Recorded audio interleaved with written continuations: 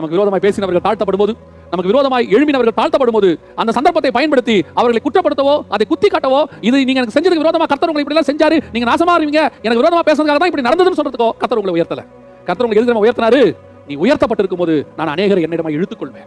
அந்த சுபாவம் உங்களுக்கு எனக்கு வரணும். இன்னைக்கு கிறிஸ்தவத்துல பழிவாங்குற சுபாவம் அதிகமா போச்சு. கிறிஸ்தவத்துல விரோதமா பேசுறது அதிகமாயிருச்சு. ஒருவருக்கு விரோதமாய் ஒருவர் பேசாதிருங்கள் இருக்குது. அது இப்ப விரோதமா அதிகமா போய் தனி மனித தாக்குதலுக்கு போகுது. அதாவது பாவத்தை உணர்த்துவதற்கு பதிலாக தனி மனித தாக்குதல், பர்சனல் இஷ்யூஸ், இதுக்குள்ள கிறிஸ்தவம் போயிட்டு இருக்குது. ஏன்னா இன்னைக்கு சகிப்புத்தன்மை இல்லை. ஆவியின் கனியில சகிப்புத்தன்மை ஒண்ணு, அந்த கனி இன்னைக்கு அவங்க இல்ல பாருங்களேன். இல்ல சமயம் பார்த்துக்கிட்டே இருக்காங்க. ஏதாவது நமக்கு விரோதமா நடந்தவங்களுக்கு ஏதாவது நடந்துருச்சுன்னா, அவங்களுக்கு ஒரு ஆக்சிடென்டோ ஏதோ நடந்துருச்சுன்னா உடனே எனக்கு விரோதமா பேசுனதுக்காக தான் இப்படி நடந்துச்சு, அவங்க இப்படிதான் நடக்கும் எனக்கு அப்பவே தெரியும். அந்த வார்த்தை நம்ம வாயிலிருந்து வரக்கூடாது.